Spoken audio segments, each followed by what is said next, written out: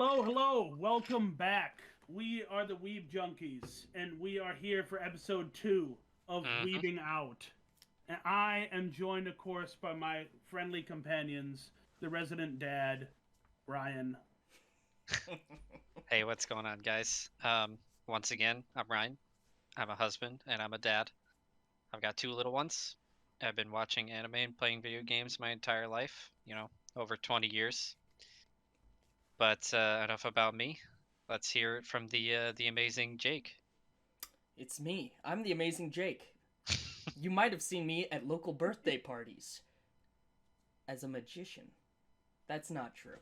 I have no actual prowess in the magical arts, but I do love games, anime, and all of the amazing weebtastic things I could possibly own. But that's enough about me. We've heard about me last time, we heard about me this time. What are we doing today, Joey?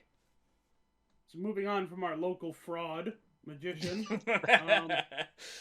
we did a lot of talking last episode. So much so that we forgot to talk about the current chapters of the series we talked about. So we're going to correct that right now, starting with the current chapter for My Hero, chapter 342. As always, we will be going over current chapters and series here. So if you're not caught up with the manga or the anime of the series that we're talking about, timestamps will be in the description for you people to avoid the spoiler talk. So, My Hero, chapter 342, The Extreme Quiet Before the Storm. As if we haven't had enough quiet before this impending storm already. Guys, thoughts But it's on getting the louder, chapter Joey. title? But the quiet's getting louder. Yeah, so much louder. My thoughts on the title Nothing's of this happening. one. I mean, it's just a gear up chapter. I don't think there's anything too special about it. Yeah. But Jake, how many more gear up chapters do we need? Well, it looks like this is the Six, last one based because on the you're last panel. No, we need 6 more just so I can hear you complain about it for the next 6 weeks. Yes, that would be best. Please, Horikoshi, Swear to give us God. more. Swear Give to us more God. ramp-up. I'll drop the series. I will. He won't. He won't drop this series. No, I he's won't. no balls. I lied. But Yeah, but Oh, it looks. I mean, based on the last panel with One for All saying like, "Oh, it's beginning" or whatever, or "Let's get started." I forget what, but it looks like this is the last ramp up. The chapter was a whole lot of nothing, but it was kind of nice to have a few panels with Deku and Ochako I'll get to that. being able to talk for the first time in what feels like forever. That was good. What little conversation they actually had about them. Well, we'll get to my thoughts on the Ochako Deku conversation very soon. We start off this chapter with All For One seemingly having more agents in the safe zone, and they are everywhere, apparently. And he wants them to fan the flames and get rid of Deku. Like he has been trying to, seemingly, for the past couple of chapters, to no avail. I mean, am I the only one who sees that this is just a recent thing that he's been doing in this safe zone, or I mean, guys? you could chalk it up to him, or you could chalk it up to people being like nervous about having heroes around that are being hunted. But it just like they're gonna do what they're gonna do, and it doesn't really feel that Out of urgent place. or out of place, I guess. Yeah. Um. Yeah, I don't know. What about you? Jake? I don't No? Again, I really don't have a whole lot to say about this chapter because there just wasn't a whole lot going on. Yeah, just kind of lukewarm. Yeah. Well, after that, we then cut to our favorite class of heroes, Class 1A. Well, Who are really tired after searching for All For One, which they failed to succeed. That would kind of ruin the whole point of this very, very long, drawn-out, quiet before the storm. sounds like somebody just hates Class 1A. No. I They're don't all know. great characters who've been fully fleshed out and deserve equal screen time. Yeah, I mean, you knew they weren't gonna find him. One for All doesn't want to be found. He's not gonna be found. Yeah, that's So for sure. if you were finishing the last chapter and expecting them to find him in the next chapter, yikes. It wasn't gonna happen. They can say they're doing anything. They could say, "Oh, we're gonna use all of our, what is it, like 2 or 3 students from 1A that are actually good at like espionage-based hero work, to try and find him." But they weren't gonna find him. They weren't. It also seems from this panel, or like from the story, that they were only searching the safe area, like around UA. So I mean, I highly doubt that if he was already in there, that they would find him around their home base. But I mean, that would be something that he would try to do. I wouldn't put it past him. I mean, if he was there, then like he could just delete a few of the students, like yeah, that. I know. Like, I'm pretty Like, sure all right, see ya. if he was already there, you guys would know it. So It's probably not gonna ruin his plans to do something like that. So he's obviously not nearby. Yeah, I think we can all agree that they just needed to have the class doing something for the start of this chapter, and they just wanted a way to be like, okay, the last few days are over. The last few days are over. Here comes the big final battle. This is where we first see Deku trying to have his long-awaited heart-to-heart with Ochako. Everyone who is fanning those two, or shipping those two, will be happy about this chapter, or not, depending. But you're not going to find out here because it's interrupted by All Might. Could this be foreshadowing something in the future between the two? That it's actually not going to work out the way many shippers think? I'll let you go first, Ray. I don't think so. Mainly because they do get to talk later in the chapter. They're interrupted one time, but I mean, I think if you went back and you read every chapter, you would see that people get interrupted all the friggin' time, and it doesn't usually mean that much. It's certainly not impossible. Could it mean something? It's not impossible, but I don't think so. I think it was just I think it's because, and if you're okay with me getting into sort of what they talk about later, yeah, go ahead. I think they needed a chance to talk privately because the fact that they're kind of talking about not really understanding their enemy, and potentially like you kind of get a glimpse that Ochako probably wants to try and save Toga, as we already know that Deku feels this way about his nemesis. Yeah, we do unfortunately know that. So I think it was just more about the sensitivity of what they talk about and them needing to have somewhere private. That's fair. Jake? Yeah, I don't think it's the foreshadowing you're thinking it's gonna be. Is it possible that they never get to do that? Yeah, it's possible, because there's some... I don't know if I would call it foreshadowing, but I don't know how exactly this fight is gonna go between Deku and the Amalgamation. I'll just call him the Amalgamation because he's not Shigaraki. He's not All For One. What is he? I don't know. Yeah, I will second that. But Amalgamation. It's definitely hard to know, like especially in shonen series like this where they don't ever do anything like actually real with like the characters like forming any kind of romantic relationship. Oftentimes they will, hint at it for a long time, but not until basically like the last chapter. Yeah, but it usually, if it happens, it's at the very end, like Naruto with Hinata. Well, I guess not Bleach anymore, but it used to be Bleach. Bleach is coming back! We're not getting on this train. We're still on My Hero. Yeah, I'm not jumping on the That's good. But yeah, I'll be waving you goodbye. But but I don't think I don't think it's foreshadowing that way. Good. Because Also, they then talk about the plan. I don't care about ships. Really? Yes, all the girls are just for me. Oh. Okay. It all makes sense now. It all comes back. It all comes back around. Jake is basically Mineta.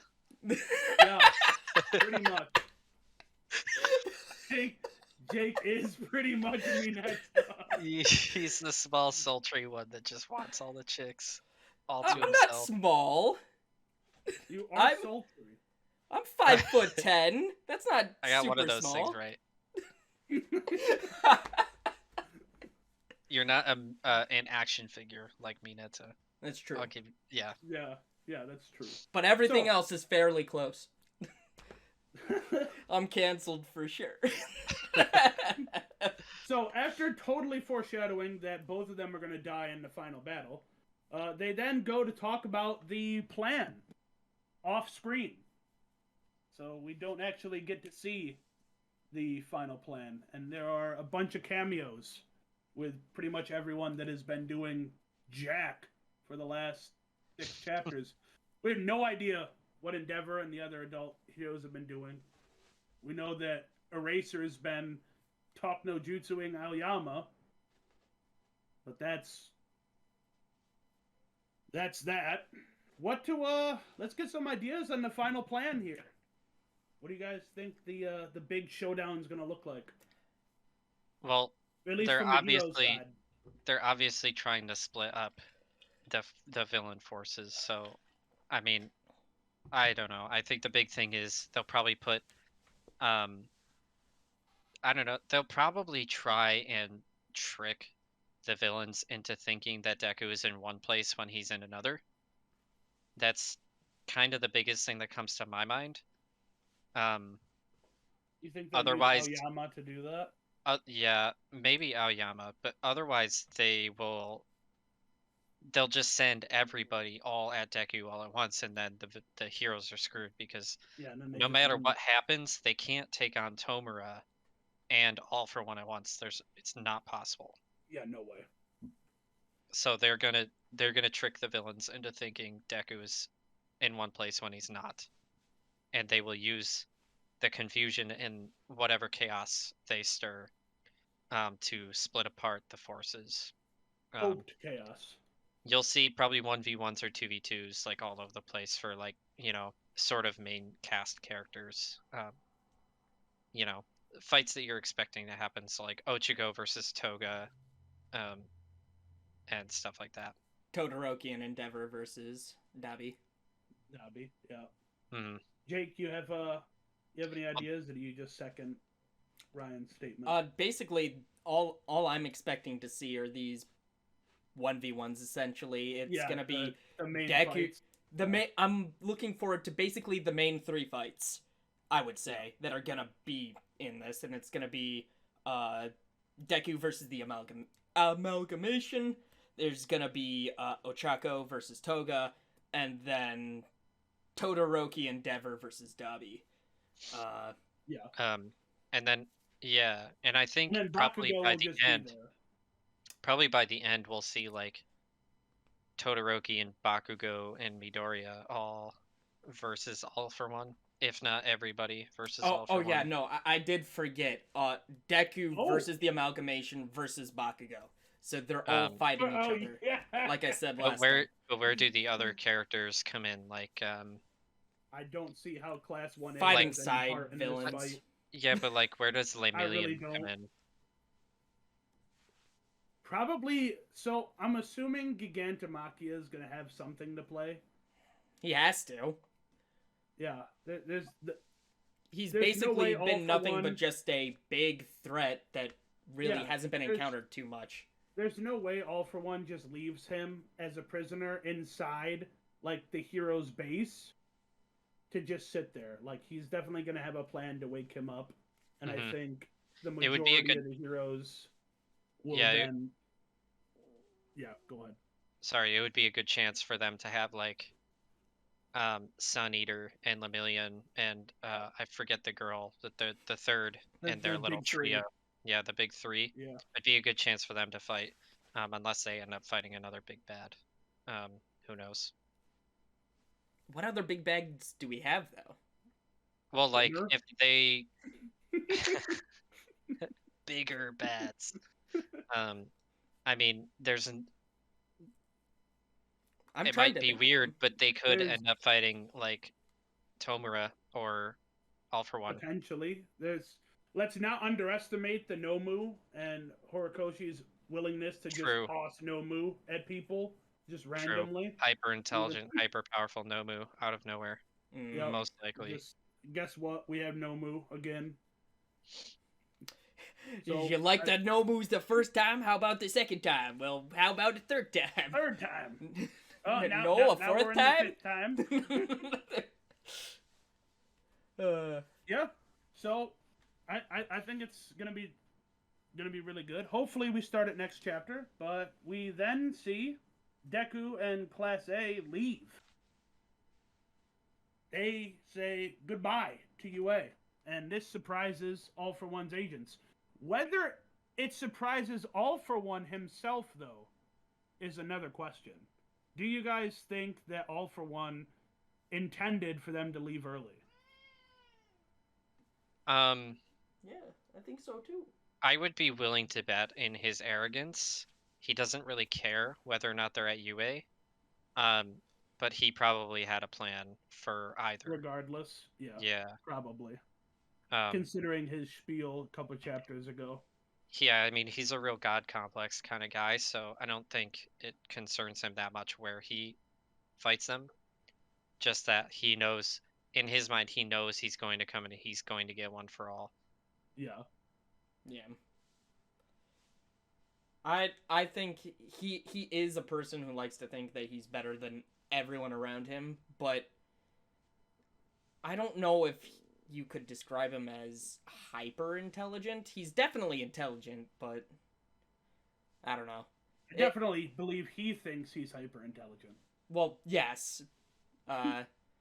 But not necessarily. He didn't foresee everything, or he would have just beaten All Might in the fight where he first comes out in the series. So Right. So he has limits, obviously. well, if there's no limits, then we're basically Then you might be Tomura. we're driving.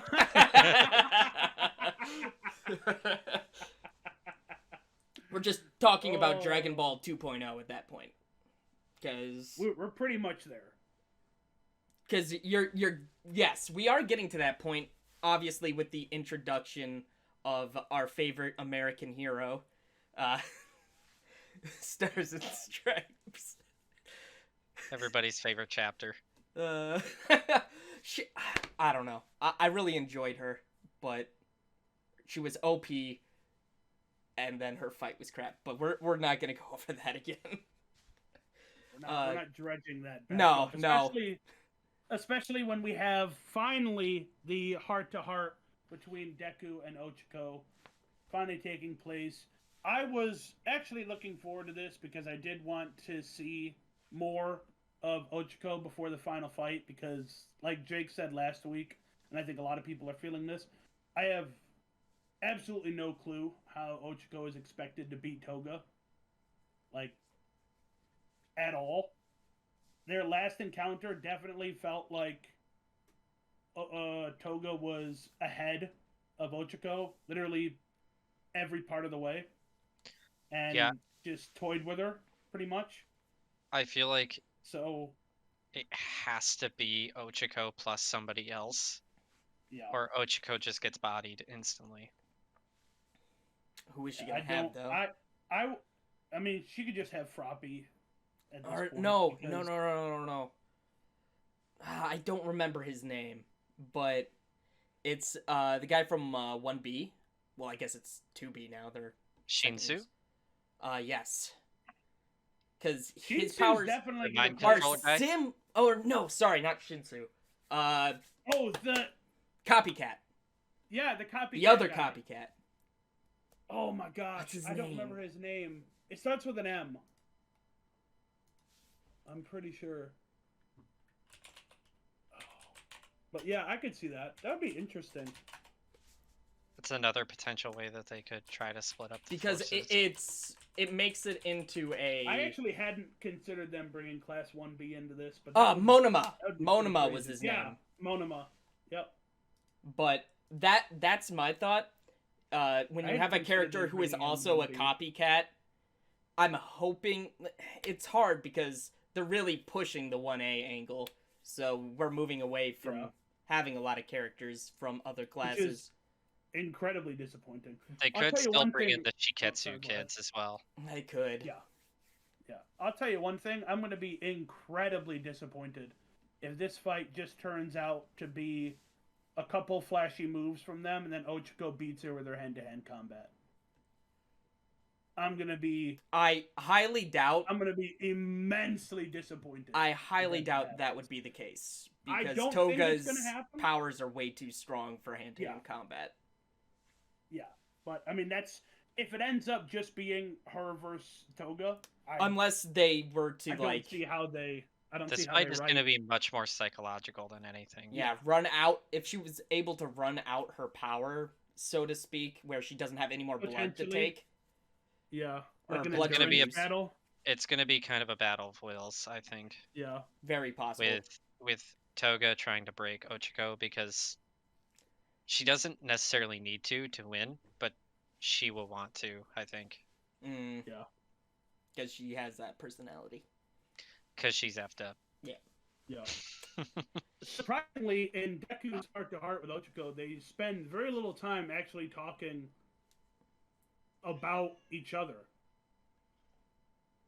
And I noticed a lot of people, after the chapter hit, a lot of people thought they would spend more time, like, discussing their relationship and whatnot. It seems like both of them were very affixed to the current situation and what was going on. Yeah. Which makes sense, but I know yeah, a lot I of people think- are disappointed.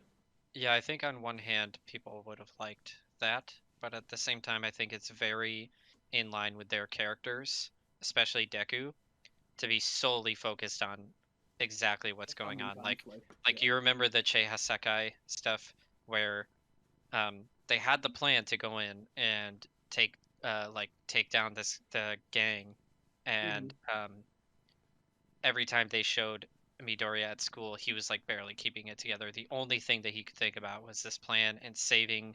Right. Yeah. Yeah. Makes sense. Hmm. Makes sense. Jake? I think Ryan's on the right path, because he does want to... Deku does want to still have that connection, but he is in a one-track mind right now. Mm-hmm. So that's what he's focused on. He may want to do these other things, but his focus... Have to come later. He's a Yes. hero first every time. Yeah. Exactly. Always. Yeah. The number one I hero, think- as he says in the Yeah. first episode. And I think Yep. they're both united in that fact, as you have Ochiko telling Toga that the last time they met, that she does have these feelings, but Mhm. she's a hero first. Yes. So I think they're both like mind on that subject. And then we basically go into the conflict right from there. I guess the last thing is thoughts on who's going to die. If there will be deaths. I'm of a one-track mind, kind of, but I like it when the protagonists die in final fights. I like it, so I kind of want Deku to die. I think it makes good. I think it makes a That good is- story. That is a very Jake thing to say. I think that would be the best conclusion they could have in the story, probably. He dies really to as the hit number home. one hero. Really to hit home on like the greatest hero of all time, quote unquote. Exactly. Yeah. Like, boom, saves the world. Boom, sacrifices himself to do it. It's a classic. So that's my thought. And then I poor don't know. Ochiko has to go out with Bakugo instead. No, Oh, God. Oh, not the my NTR God. timeline. I'm not opening that can of worms. I'm just kidding. Don't kill me, please. I'm not Nobody- opening that. Nobody in the comments kill me, please.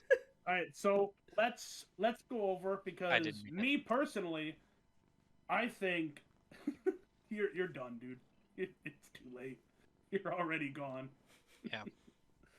Personally, I think that they messed up quite a bit with the last war. I think Gran Torino surviving was, quite frankly, ridiculous. He definitely should have died. The number 3 hero, I think, the bunny girl, she should have died. And I definitely think in the Her upcoming... thighs were too powerful. thick thighs, save I life. Even her life. Yep. I definitely think in the upcoming arc, Aizawa, who already has his new, his replacement in the story, should die. I mean, we have Shinso, who's already the new Eraserhead. He can completely take over for Aizawa at this point. I don't see a need for Aizawa to remain after this. Yeah. He's kind of outclassed too, unfortunately. You know all Like, these characters. His that power's people really like? strong, but he's limited by his own like physical strength. What if they just die?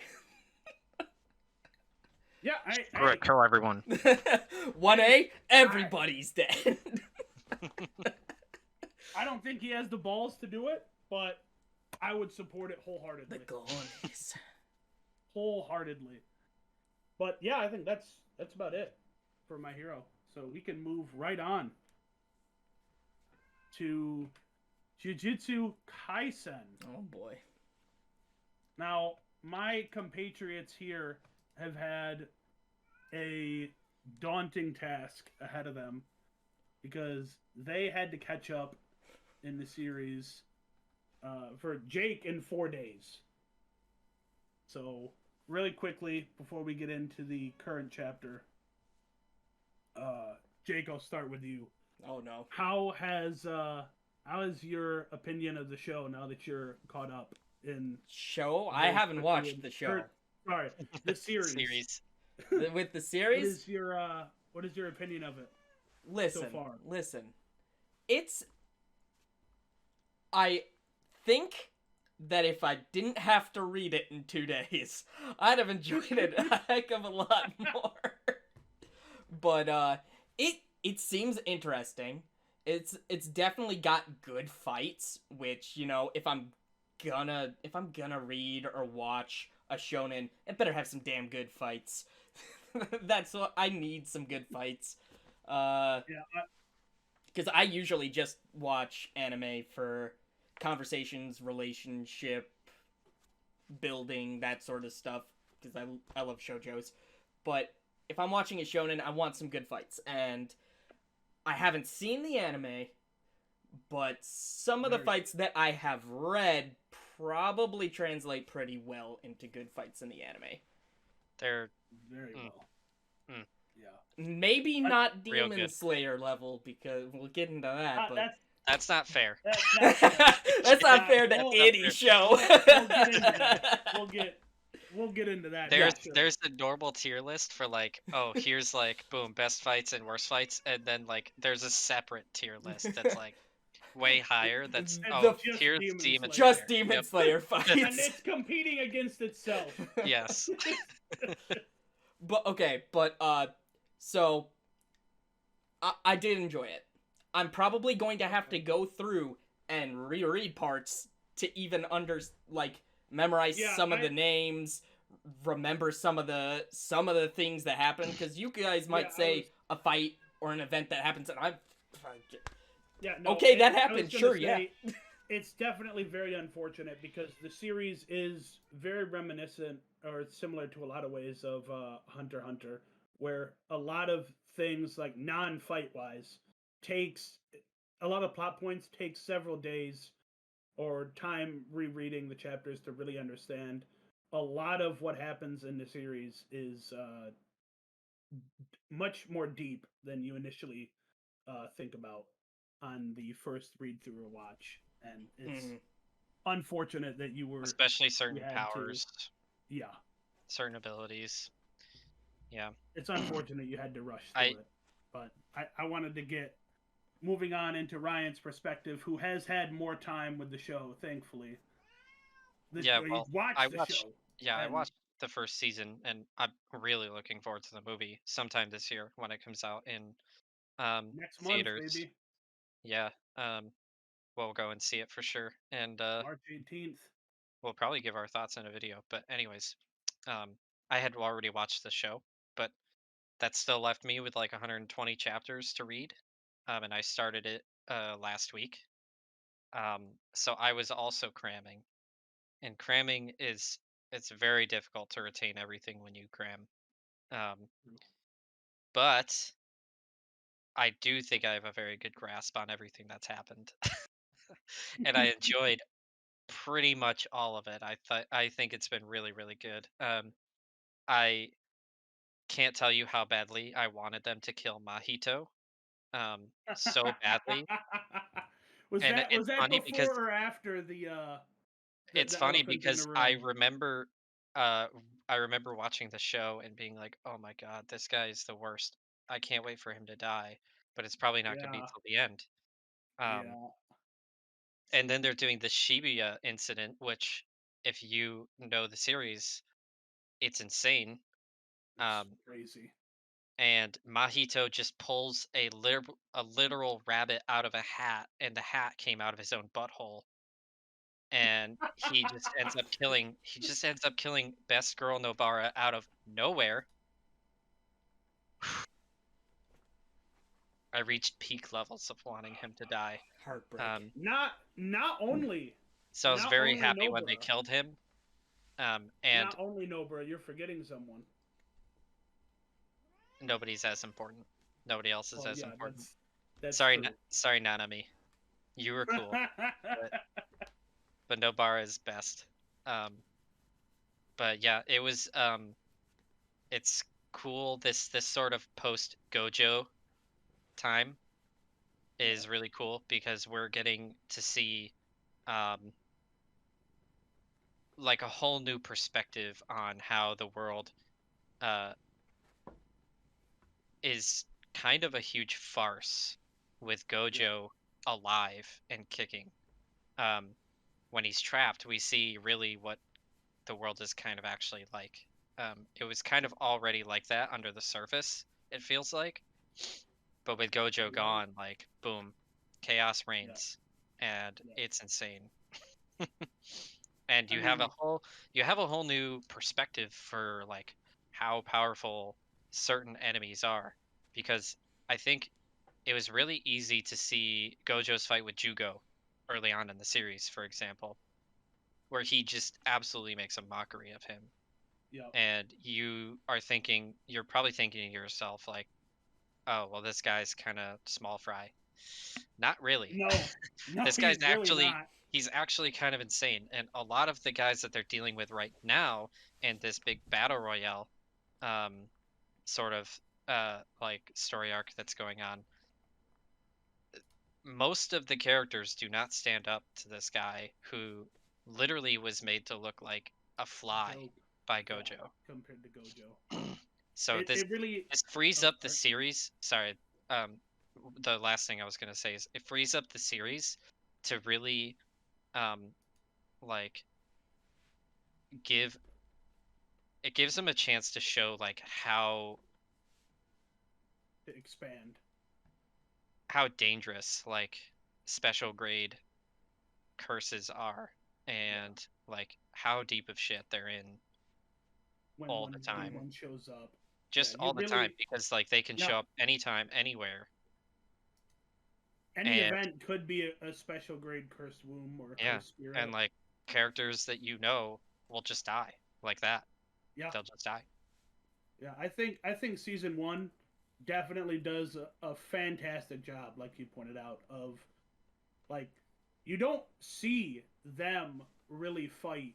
Well, I mean, at the end you see them fight the cursed womb paintings, and they're good enough to be classified as special grade. But you Hmm. don't really get the sense of the levels, and there are levels of special grade, like the depth of them.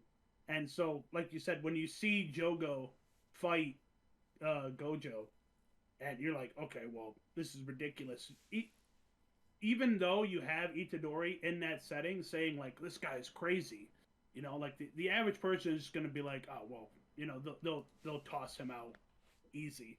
And Hmm. when you finally see him fight the main cast, the Hanami fight in the second half, notwithstanding, because that was they held their own ish, but as soon as Hanami was like getting serious, quote unquote, and was done, feeling them out essentially, uh, Gojo comes in and saves him essentially before he could pop his domain, and even still, we haven't gotten the chance to see a real domain encounter yet with the other characters, because the only real time we've seen it is with Gojo and Jogo.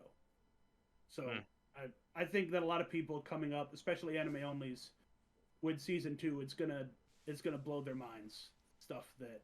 The stuff that happens, and like it's gonna shatter a lot of preconceptions that people have, for sure. Mm. That being said, we are moving into the current chapter, post Shibuya arc, with the Culling game. And my oh my, has it been something lately. We just got done with Itadori Yuji and Fushiguro on their side. That was incredible. And now we are taking a look at the other colonies, the other parts of the game. And we're starting with Yuta, who is apparently got the worse colony than Fushiguro and Yuji, because he's trapped here with four beings that seem pretty broken. Uh, but as Yuta is, he's already killed one of them, and we start this chapter off with the other two looking in on what happened. And I guess the first question is, do you guys think that Yuta is going to be able to easily dispatch these remaining people as easily as he did the first? I mean, I don't think easily. Um, I don't. I wouldn't say that the show or the series typically falls under um, like the same kind of rotating Canon? sort of like plot lines as you would usually see in a shonen. Um, True. like, oh, here's character A, character B, C. All of them have this big fight. All of them, are close to losing, and then one by one it shows them like pull through in the end. Um, and that's sort of what we got with Yuji in his fight, and then Fushiguro in his fight, that just happened.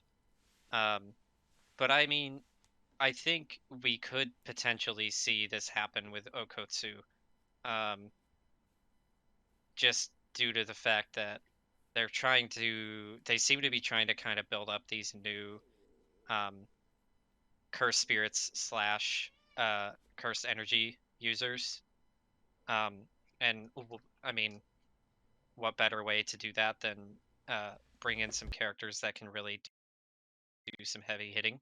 Um, Sure. so, I mean, that means they have to make a pretty damn busted enemy to tango with Okotsu. But I mean, if he doesn't insta kill the guy, then it's probably going to be a good fight, which means it's probably going to be pretty draining, even though he seems to have a really absurd uh like amount of energy. I don't know. Okotsu is pretty strong, We're yeah. we're probably gonna see him get real beat up, but it's probably going to take a couple of fights for it to happen. I would say. So you So like think he's? Oh, sorry. Go ahead. so like this the cockroach curse spirit. I forget his name. Kuro, Furoshi or Kuroishi, Kuroroshi, Kuroyushi. Kuro. Yes, Kuroishi. It's probably gonna be like close, but not that close.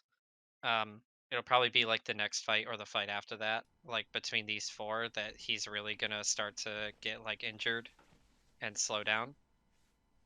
You think we'll finally see his limits?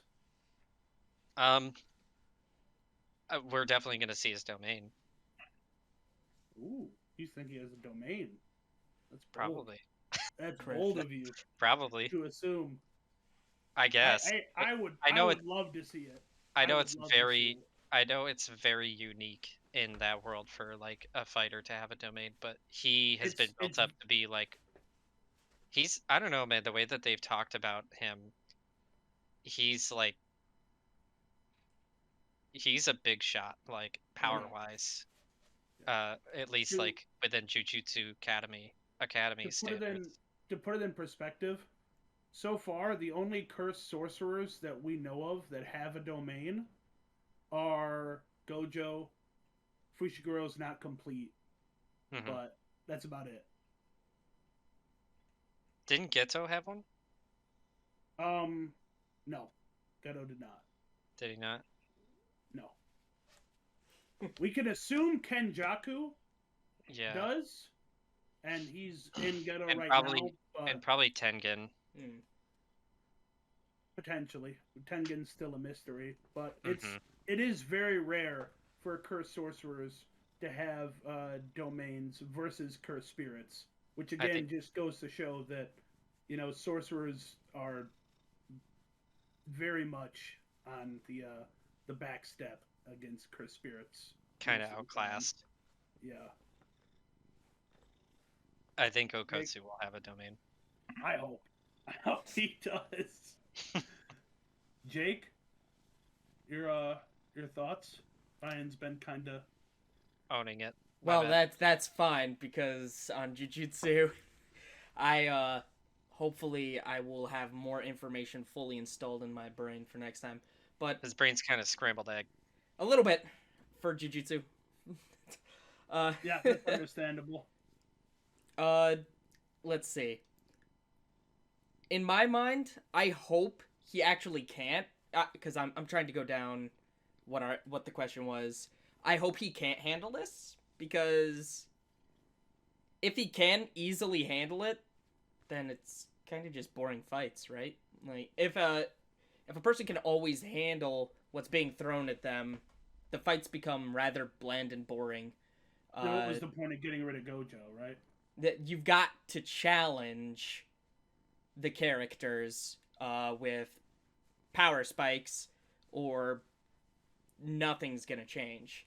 And that's Yeah. Shonen problem in a nutshell. But it's also necessary, or it stagnates. Mm-hmm. So, I'm hoping it's a challenge. That's my thoughts. Yeah. Yeah. I mean, we'll see. Okotsu has been put in league with Gojo a lot, considering his intro to the story and everything that's been going on. I mean, they've both been mentioned together in the same league. So, and he is an S rank sorcerer, one of 4 remaining. Because Geto was one, but he died. The only other ones are Okotsu, Gojo, and I guess it's 3. The biker Tsumiki? girl, yeah, Tamiki. Those are the 3 S class sorcerers right now in the story. The only 3 that we know of. There's not a lot of. So, yeah, it is possible. Hopefully he does get challenged. These characters are pretty crazy. I mean, the two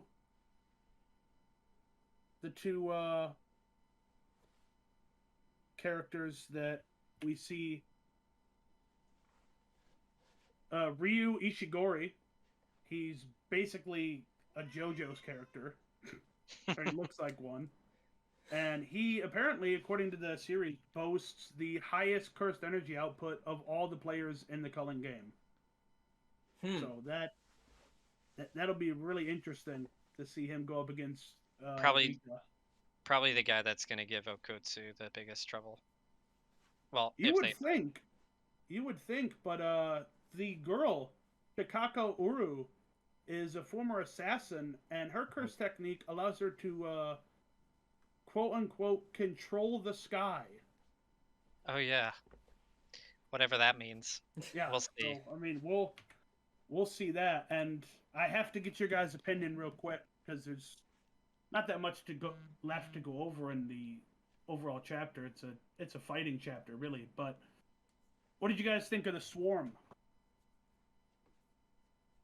Dude, it's like the Beatles from the Mummy.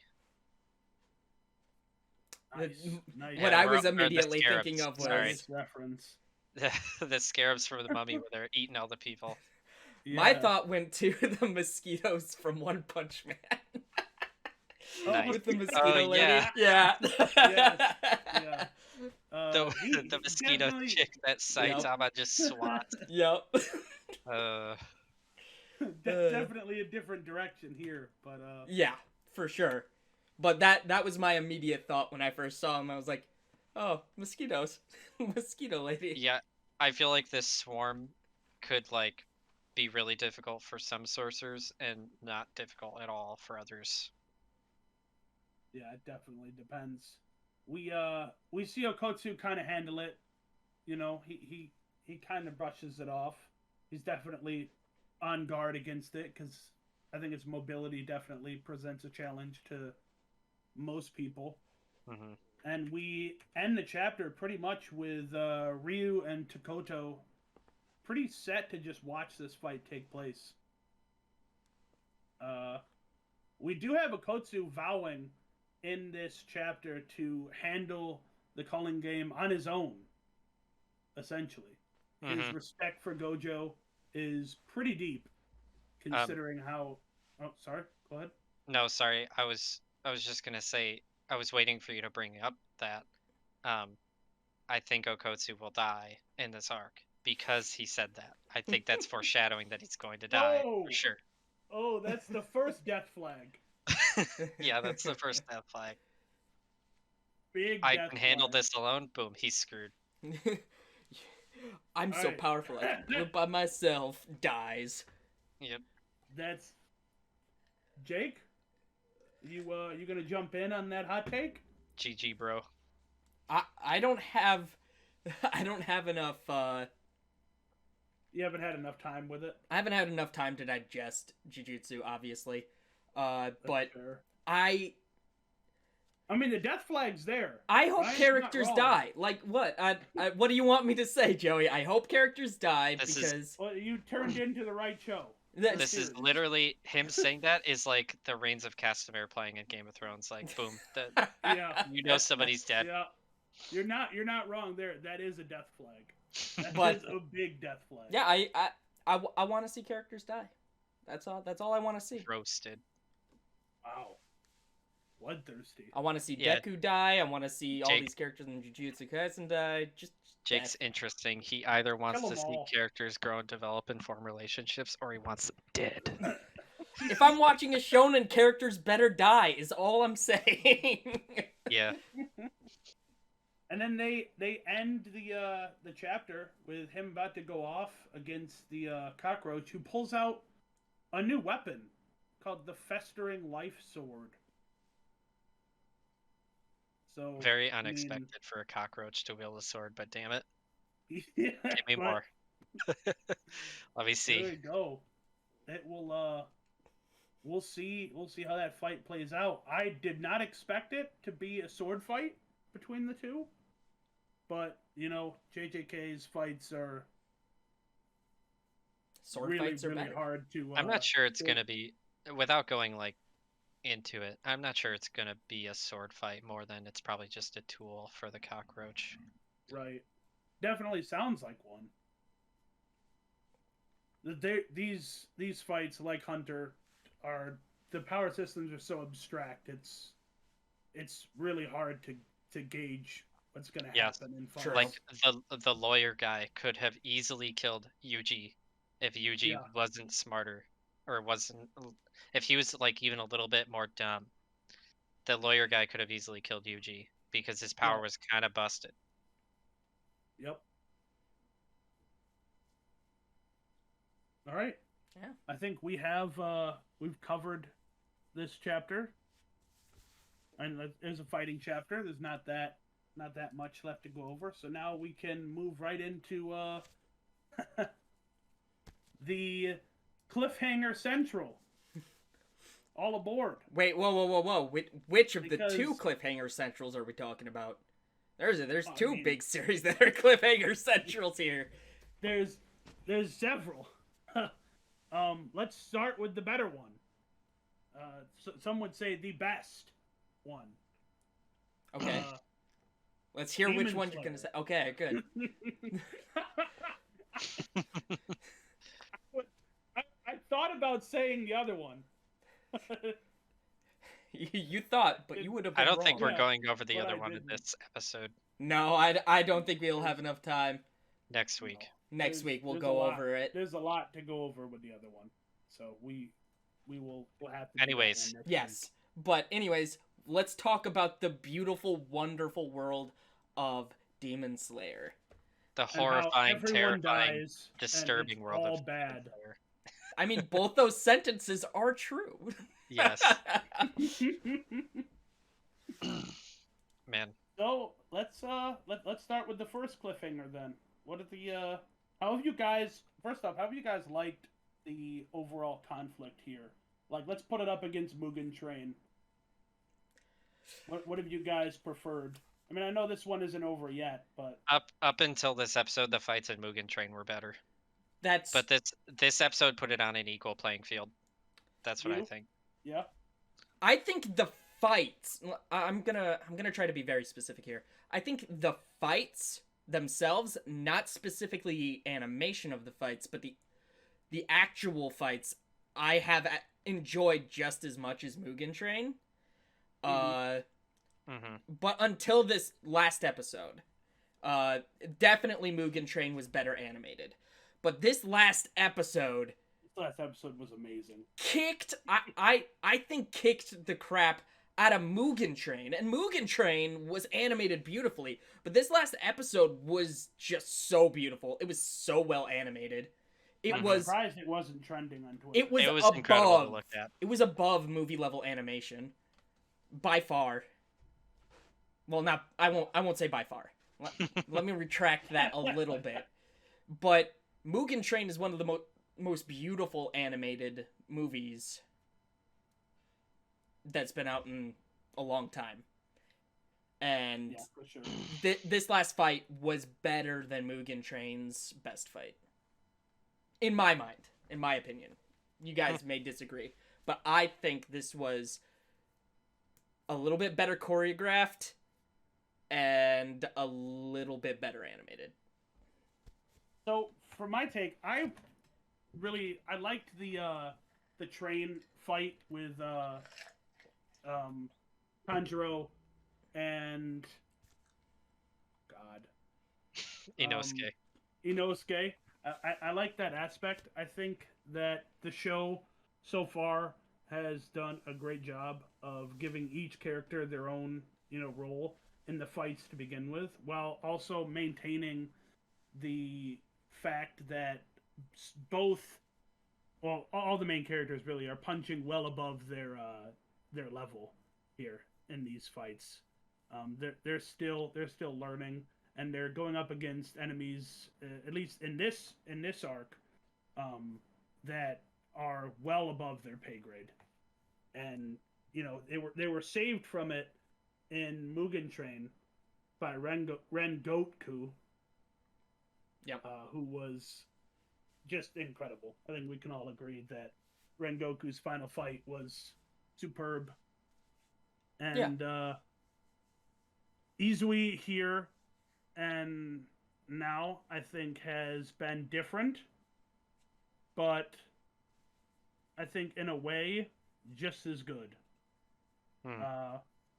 He's definitely I a different character, and we haven't gotten to see as much of him as we did Rengoku, but I think his ideals definitely prescribe. All of the Hashira are very different, and we'll see that as the show continues. But I think that they've done Yeah. him justice. But Izui is definitely, he was never gonna be, he's not as strong as Rengoku. We know that for a fact because he's struggling against the 6th level demon, hmm where Rengoku was going toe to toe with the 2nd. So Third. they're not the same. We know that. Is a third. Was he the 3rd? Third. Yeah, third moon. I thought he was 2nd, but he's No, probably we haven't 3rd. seen. We haven't been introduced to the second one in the anime yet. You're probably right. I don't doubt it. But Either way. Plus, just the fact that Uzui has needed the backup of Tanjiro to attempt multiple times at a fatal blow Yeah. at the 6th circle. Oh, that's true, but I think you guys are also underestimating the poison Yeah, definitely the of poison. this guy. I mean, I don't think, to my knowledge, that Rengoku would have been able to handle it. Would have been able to handle the poison. Not that I'm pretty sure he would have been probably able to dodge just as much, but I mean, eventually at some point, if Rengoku may not Rengoku have got ever gotten cut, poisoned. that's what I'm kind of thinking. I'm along with Ryan. I think he Rengoku would was have just on blitzed through him. a higher level, so he wouldn't have even had this same issue. hmm Eventually, yeah. Because I haven't taken the time to power gauge the Hashira, so I mean, Tanjiro has I'm not. he's gone a little bit. He's progressed a little bit, but let's just put it in perspective. He wasn't even able to fully watch the fight between the 3rd level and- demon Oh, and yeah. Rengoku. But Mhm. here he's participating. He can actually participate in this fight.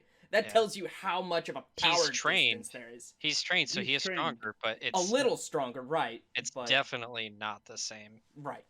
Yeah, for sure.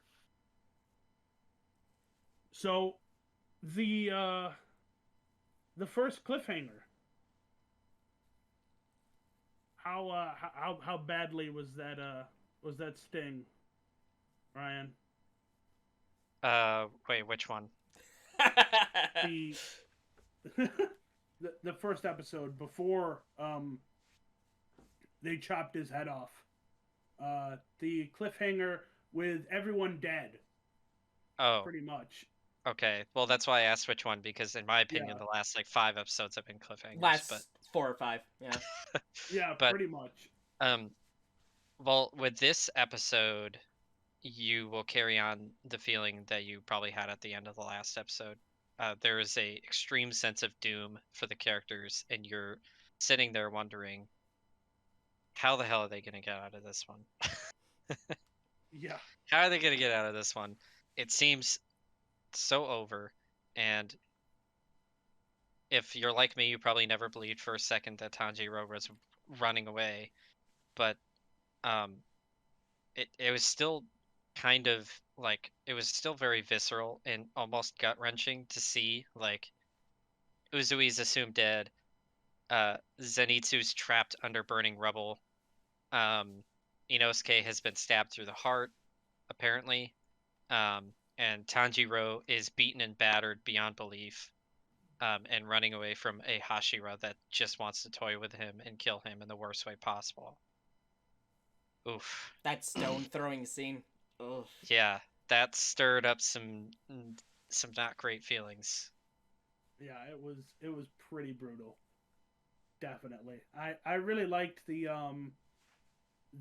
comparison between the Upper Moon 6 Both siblings. and Yes. Yeah. How they're both siblings. And Tanjiro himself, it's not lost on him, clearly. Where he says, well, I mean, this could have easily been me and Nezuko. And Yep. I think Mhm. True.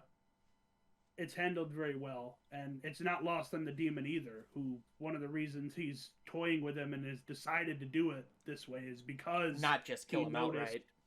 yeah, is because he noticed that he's an older brother. And him being an older brother, he wants to toy with him and you know, brutally Even give him the murder chance to become a demon. He gave him the Yeah. chance. He said, you can become Yeah. a demon too. That way you can actually live as long as she does. and protect her. Mm-hmm. And obviously Tanjiro never even gives it a thought. And he has, just like in the first scene, his first encounter with this demon hunting world, where he surprises his Hashira Tomioka. sort of, yes, where he surprises Tomioka with the axe. You know, he's tricky. Tanjiro's tricky, and demons only do themselves disservice when they underestimate him. Clearly.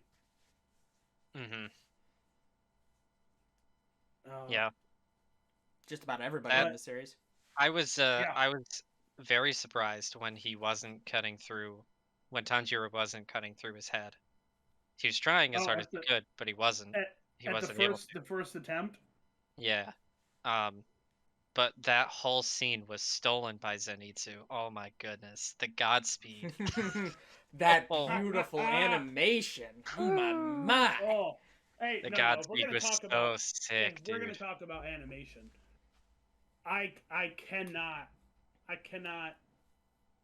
take out when Uzui comes back into the scene, and him and Upper Moon just go at it. That exchange between him and Uzui, I must have rewatched like 3 or 4 times because that was That's when beautiful. that's when I finally got similar vibes to the Mugen Train fight. Yeah. Yeah, I mean, that was just uninterrupted. Like, and I was like, I'm watching an anime here, right? Not like a movie. Mm-hmm. Like, I paused it and I was like, wait a minute, this is only 23 minutes, right? Like, Yep. what? Feels like What 2 is minutes. Mini this? movie. Feels like 2 minutes. Yeah, I mean, it's Every episode. it really is. When those credits roll, you really do sit back and you're like, man, that's not enough time. Mm-hmm. It's just not. They don't enough play an time. outro with this one or anything. They just. Yeah, it's that.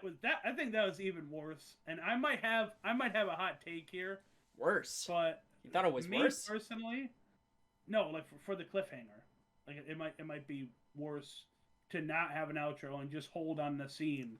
It Yeah, is. I thought that was so well They done. know what they're doing. Yeah, That it was was so incredible. well done. Oh, no, They know what they're what doing. I'm saying Like, is it hurts more. yes, Well, yeah. that's the point. Point of cliffhangers. I know. And what I'm saying is that I think if you're going to do a cliffhanger, especially nowadays, in cinema, anything really, just go for it. Just go full hog, make it hurt as much as possible. And I think 4 or 5 episodes might be a bit might be a bit too much. Yeah, but dude. Us Demon Slayer fans are gonna need to create support groups for the weeks. Yeah, and these seriously. I think they learned their lesson, definitely, from season 1 with Spider Boy, where they had that fantastic fight, where the episode literally trended worldwide on Twitter. Episode 17. Yeah, Uh-huh. and it was amazing. And then next week, all that hype and tension is gone, and they reveal at the start of the next episode that he cut his own head off, and I feel like that impact it could have been handled so much better if they had it at the end scene instead of showing the credits, because in the manga the way that scene is handled is that the fight happens and then the chapter itself ends on him saying, "You didn't think you won." Yeah, that was And definitely that would have hit much harder as far as like cliffhangers go. If you end the episode with the kid being like, "Yeah, no, I'm not dead, bud. Sorry." I You're yeah. like, I he's screwed." understand like how that would be a better cliffhanger, but they weren't really going for a cliffhanger with that episode. They were going for just an emotionally fueled between like the connection between Tanjiro and Nezuko in that. Yes. That's why they ended Yeah. it that way. And ending it with him just being like, "You thought you cut my head," would have kind of killed that mood. So I understand why So you think they sacrificed the reveal scene there for the emotional impact? Yes, between and I Tanjiro and think Nezuko? because of just how big episode 17 was, they made the right choice there. Episode 17 was huge because it broke the internet. it broke the internet because of that moment. I think in that aspect, they made the right choice of not doing it as a cliffhanger. That's my personal fair. opinion, though. I agree. Yeah, that's fair. So then, I guess the last thing here to wrap up is what's next. What do you? I guess I'll ask Ryan because me. What do you think happens? What's next is Uzui's dead and Tanjiro's back to feeling bad for himself for not being strong enough. Ow! He's gonna choke out. I'm not gonna choke. I laughed and banged the glass on my tooth. It hurts a little bit. No, I mean they would really have to pull. They would really have to pull some crap to have Uzui survive that explosion. I was gonna ask you about your opinion on Inosuke surviving. About whether or not you thought that was a little convenient. If they can explain it as like he managed to move at the last second and it missed his heart, I honestly don't really mind that. Because I know in the heat of the moment, a lot of people don't think about it, but Inosuke seems to be the one that's been kind of shafted the most this arc. He hasn't really done anything, to be honest. Yeah.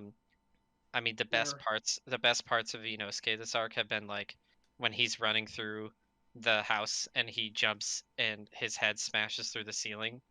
The muscle mice. And you see the muscle mice and they bring him his swords. That was the funniest thing ever. But, even they kind of overshadow him, unfortunately. But yeah, he hasn't had...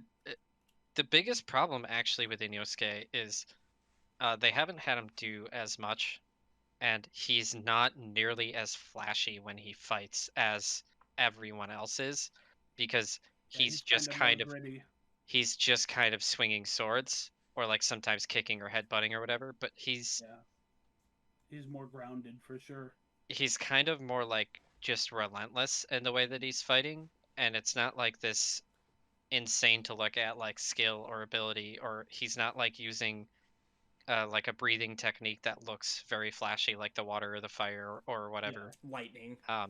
He has the beast breathing, which I'm waiting for them to do more something with that. Like they just revealed a new beast breathing technique for the first time in what feels like forever, and all it was him just using his swords like saws. Rush. So I would like to see him have like some big moment in a fight, or maybe they have him gain a new breathing technique. I don't know. If they don't do anything of that, anything like that, he's just gonna kind of be like a support and comedy archetype forever. Well, I think after he had such a big role in Mugen Train compared to this arc, I think it's fine that he's taken a back seat to Zenitsu. Zenitsu definitely had a much lesser role in Mugen Train. That's true for sure. I mean, I think if and they've made up for that for him now. That's okay. They've made up for that now for Zenitsu, but it's been at the cost of Inosuke. So going forward, they need to stop sacrificing one character to Yeah. You know, to lift up the other, in my opinion. Jake? Well, I mean, yeah. What can you say?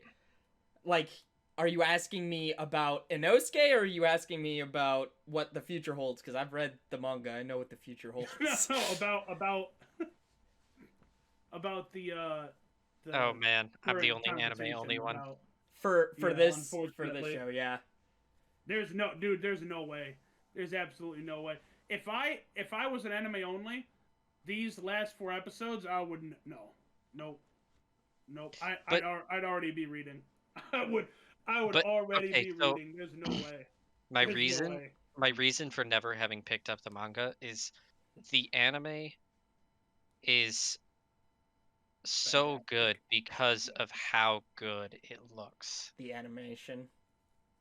Um, Oh, I don't blame you. and I don't blame you at all. I know if I read the manga, I would still enjoy it, but I think that being able to enjoy this stuff in anime form first time is just superior.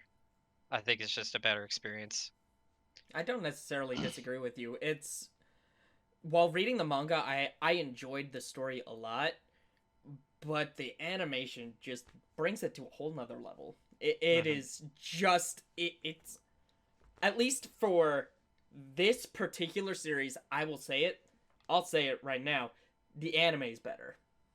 It is. Oh yeah, I don't think that's. When I you don't have a think it's too studio as controversial of an talented- opinion, but there When you are have a people studio- who hate it when you say anime Yeah. is better than the manga. But this one just is. Yeah, when you have a studio as talented as Ufotable,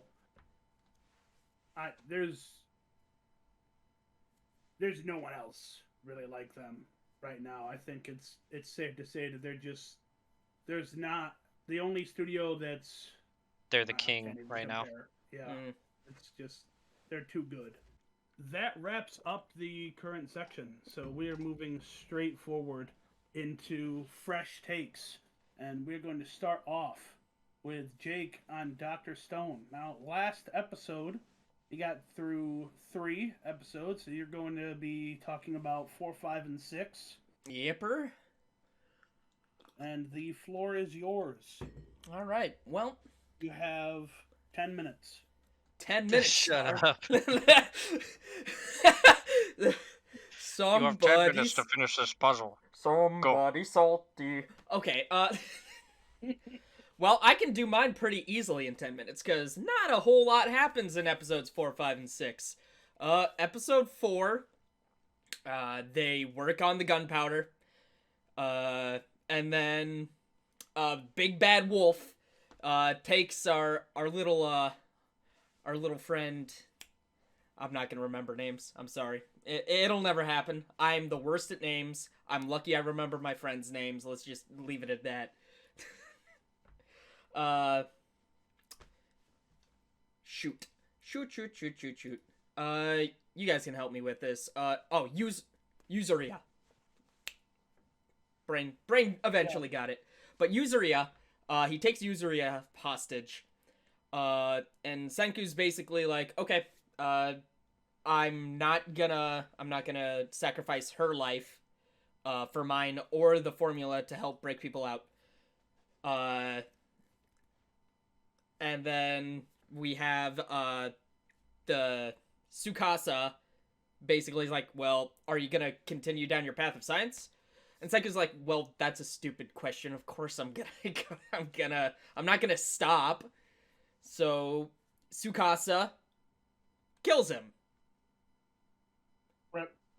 And that's kind of I don't know if that's where episode 4 ends and episode 5 goes into.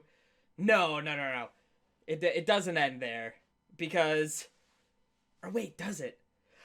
The timeline's a little blurry, but that's okay. I mean, you're just upset that they copied Attack on Titan and killed the main character. I'm upset. I mean, I we love all it know when the that main Attack on character Titan's your dies. favorite show. You're inaccurate, Joey. You're inaccurate. You're lying. You're canceled. Twitter, cancel him. But anyways, he I'm doesn't I'm say not gonna go over exactly what happens each episode. We're just gonna go over what happens. So Senku dies, until they realize that Senku's been doing something with his neck this entire time, that has not been a natural tick. It has only happened in the stone world. And then they look on his back, and well, what do you know? There is a little bit of stone plastered on him. So they put some rejuvenation thing on him, which has been shown to not only break that, but also heal anything that is around that general area. Or give it, like, new life, I think is what they said. Something along those lines. But then we get brought back to basically Senku's first days being revived in the world. And him figuring out and actually having to work hard, do a lot of things that he never would normally do, and realizing, wow, with only myself, I can barely survive. That I cannot do this on my own, as much as I may like to. But he does want to still free his friend, Taiju, but that wasn't his main goal at first. Until he realized there's no way I can do this alone. So we go through, and this is a part that I actually didn't enjoy.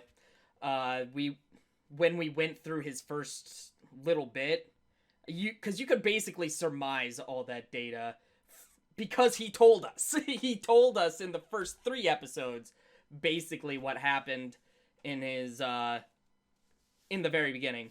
So it's feels like it's dragging a little bit when we go back in time and look at Senku's first few days. And ultimately, we get through all that. He does get revived by the rejuvenation serum. And then we get to the good part, which is that Senku sends off Taiju and Yuzuria.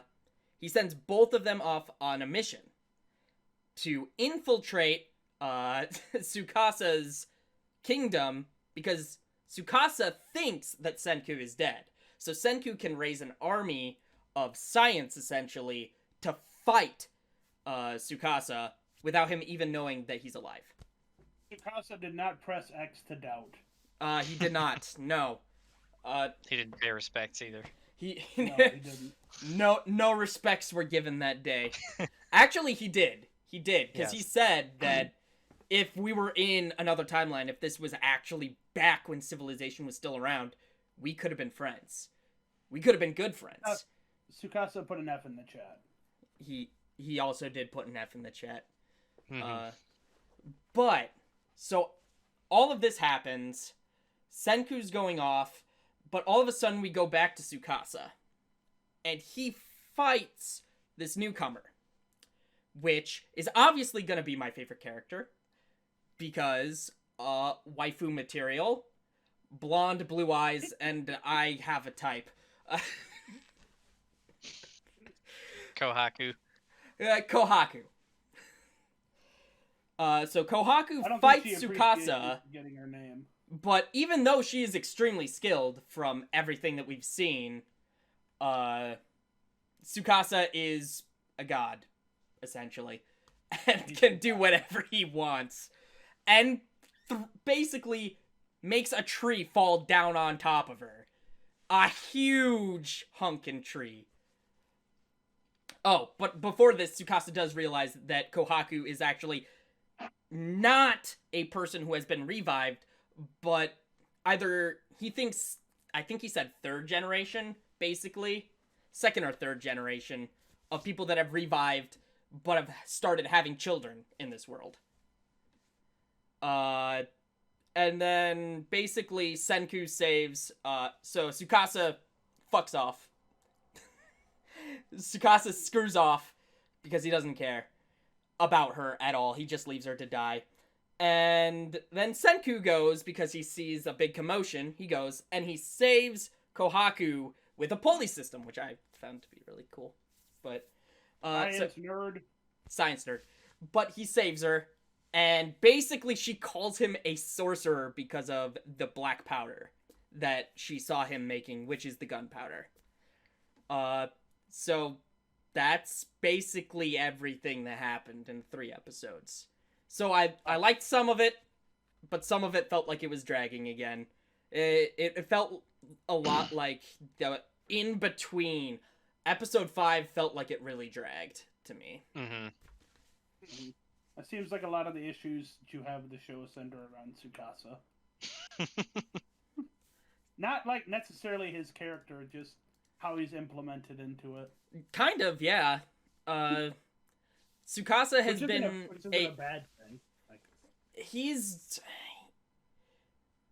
because it's supposed to be based around science, because Senku has to use all this science just to keep up with this person who, like, there's no rhyme or reason to why he is literally defying laws of physics.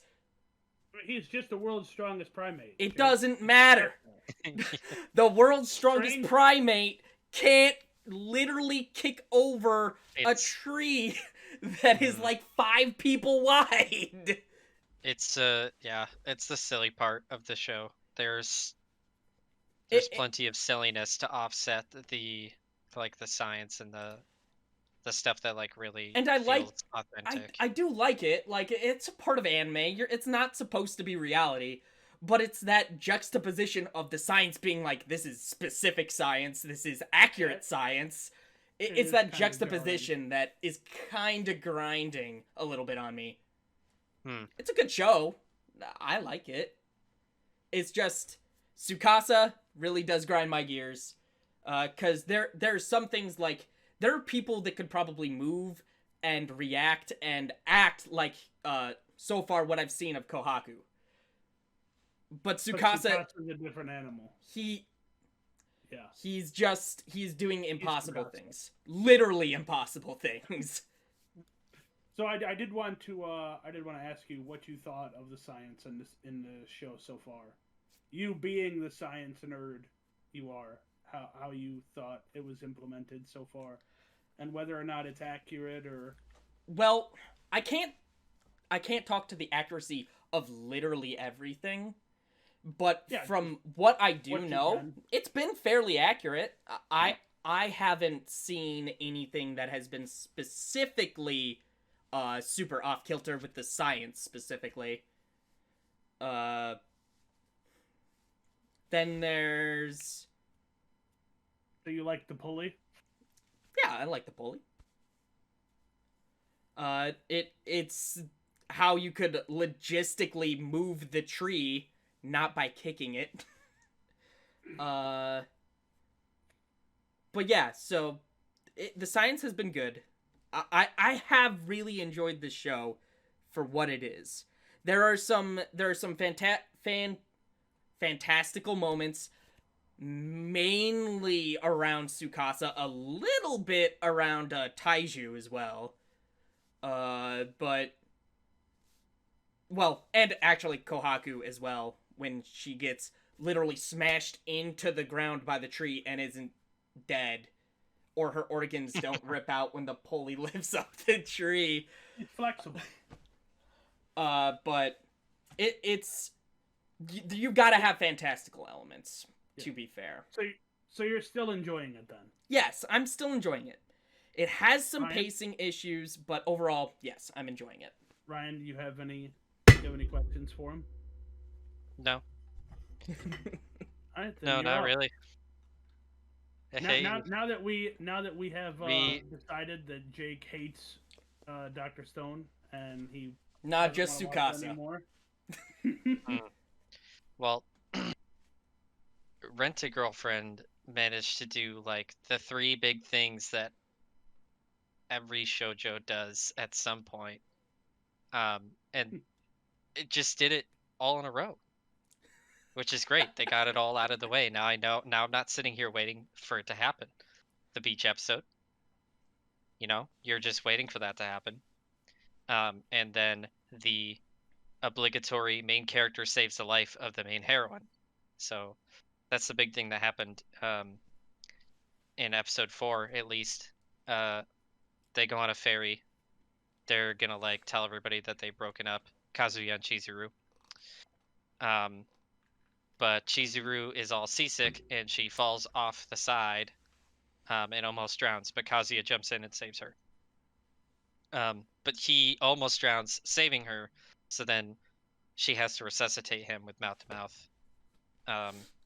And so because they had this whole like life-saving, like saving each other's lives moments, like Kazuya's best friend, Kibe, won't let their relationship go. He's like, no, you guys can't break up. You can't let go of her. Don't be a loser. And he pretty much forces them to stay together, because he's the one that like gave them the tickets to go on the ferry in the first place. So I mean, that was just, you have to just like suspend it, like suspend your disbelief, because any normal rational human being would just be like, shut up, this isn't your relationship, we ended it. But this is anime, so naturally they just went along with it. Oh yeah, you're forcing us to stay together, okay, we'll do that. And then the third thing, the bathhouse. So God. they already got the 3 big tropes for shoujo. Boom, done and over with. Next episode is the bathhouse. And of course, this is Kazuya's grandma being the best wingman in the world. Again. They're both invited to the same bathhouse, and they don't know it. And they set up Kazuya and Chizuru in the same room because, the grandma's hoping that they will become intimate. We'll just put it that way. Yeah, I mean, it was a bathhouse episode. Do I really need to say more? Once again, Not really. at least I will say that the fan service was pretty damn tame. Once again, and I'm very surprised about that because I've been watching anime in a long time, and there's been too many shows I've seen where the fan service is just not tame, so obscene and like just in your face, relentlessly in your face. And this show has, by all means, every right to do that, given the kind of show that it is. But they pull back on it quite a bit. There's still a little bit, but they do pull back on it a lot. And then the most interesting episode by far, since probably the first one, is the latest one I've watched, 6. It's a little bit of the ending of them being at the bathhouse, but mainly the episode is about Kazuya meeting up with his friend Kurobayashi, because he wants to introduce Kazuya to his new girlfriend. So they go on a double date. Kazuya and Chizuru, Kurobayashi, and his new girlfriend. Early in the episode, Kazuya had happened to run into a girl, and they knocked each other down in typical anime fashion, and he checked her out, and she called him a creep and ran away. Of course, that girl is his friend's new girlfriend, Ruka. This show's just hitting all of the tropes, as you might expect.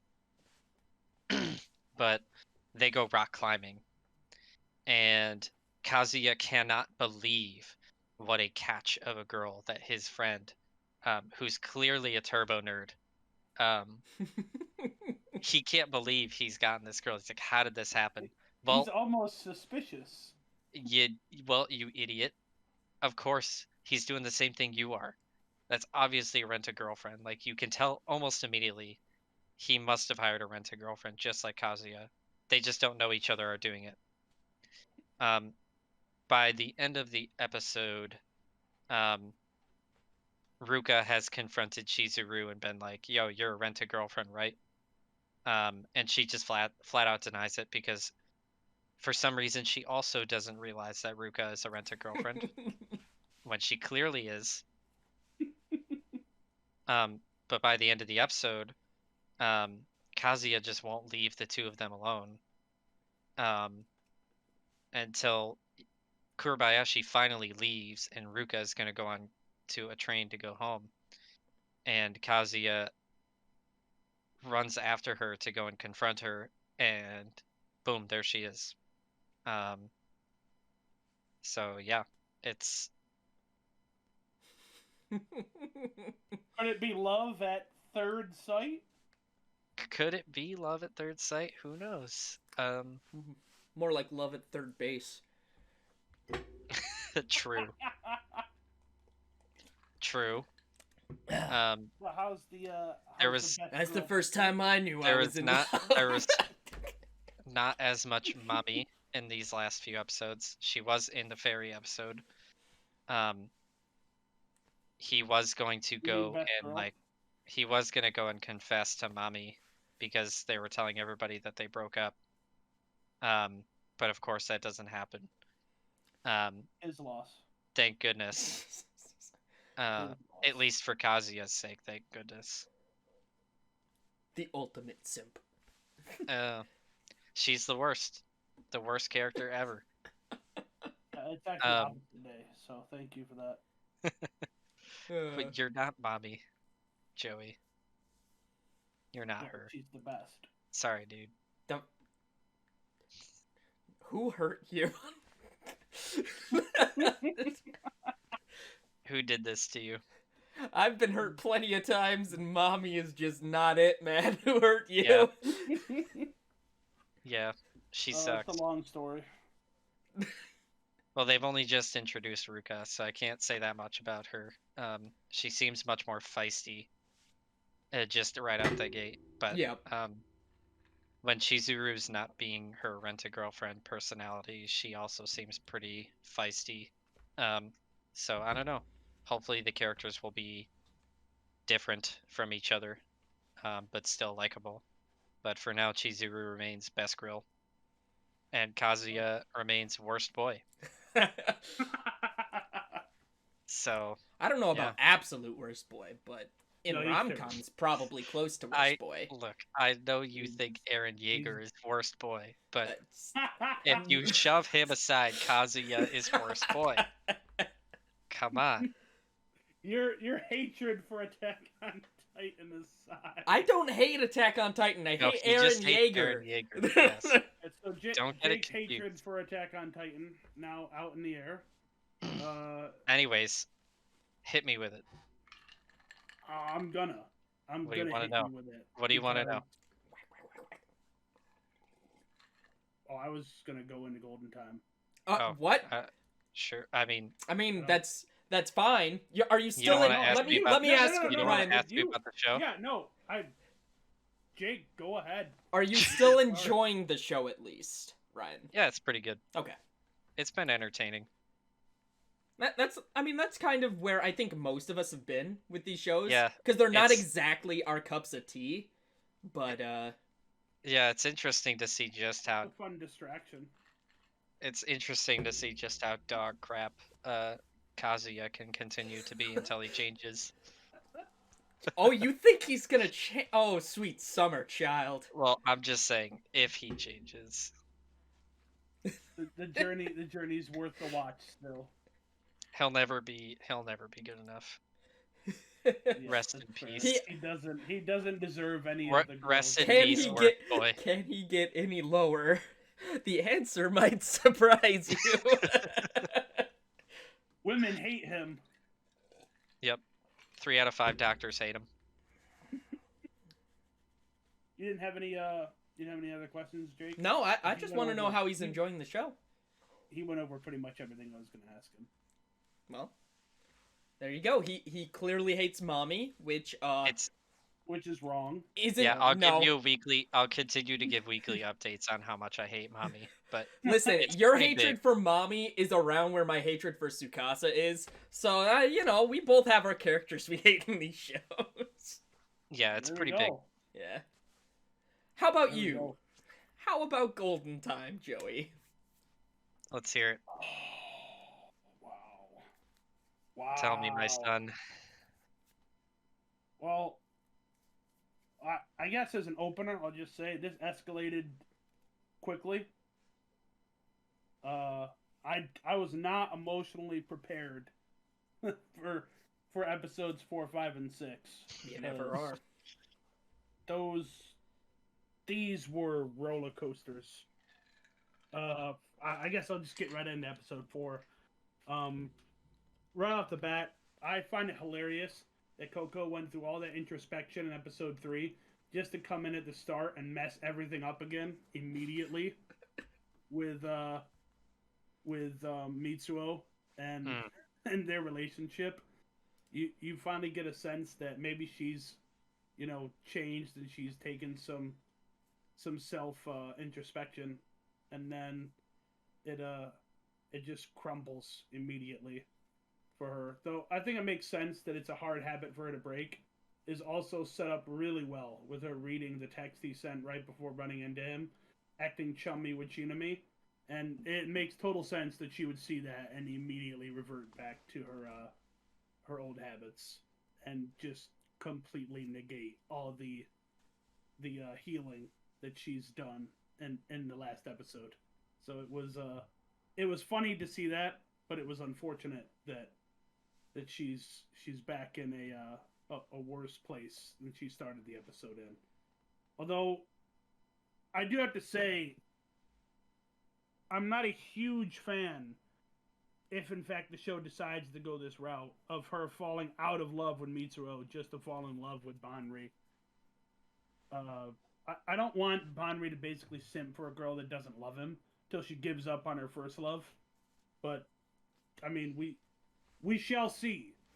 We shall see where that takes place, because in episode 4 it was there's a lot of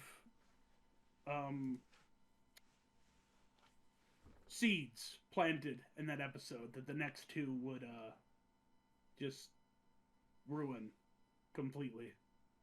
My ideas that I had for episode 4, that I had in episode 4 going into 5 and 6 were completely shattered. So we did we did change quite a bit. They do introduce more people in the festival club in episode 4. We do see the club president, Koshino. He seems pretty chill. I think he's just going to be a side character so far. But if they stay in the club, well, I'm sure we'll see more of him. He seems pretty cool. Moving on, I did see that Coco at first rejects the festival club. She's probably still shaken up about her attack on Mitsu earlier and her failure at something new with the dance in the club, where she just takes 2 L's in the same day.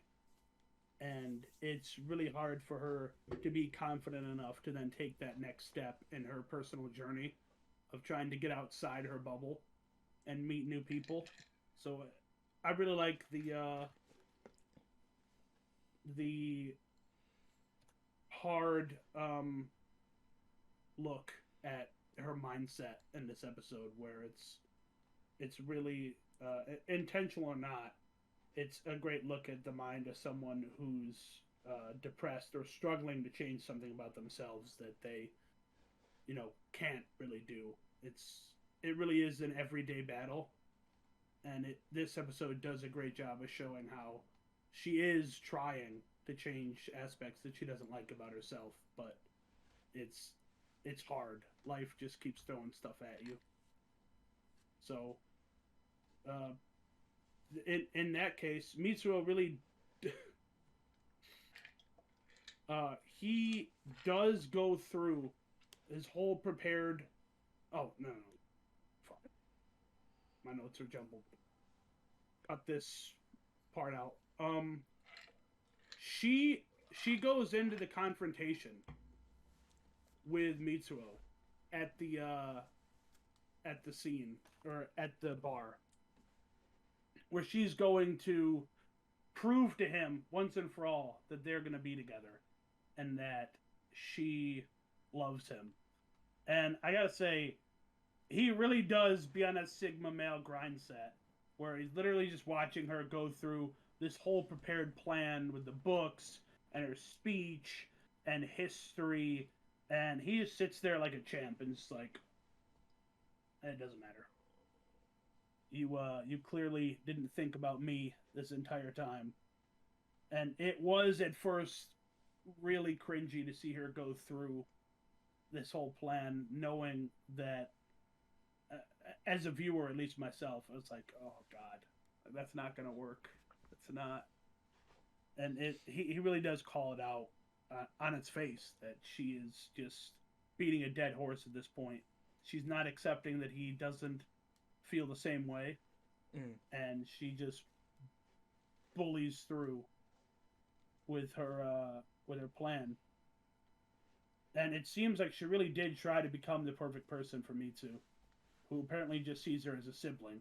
And it makes sense if other people really have isolated her whole life, and she was forced really to attempt to form something with the only person that would talk to her. So to have that person crush you like Mitsuo does here is really kind of hard to watch, honestly. I especially like that it's done from a female perspective, which we don't really get to see a lot of in this genre. Essentially, you really don't see into the female mind of the female characters a lot. Like certainly not to this extent, at least in my experience with these shows. It's not usually done from this perspective, so I thought that was really nice. Not too often, yeah.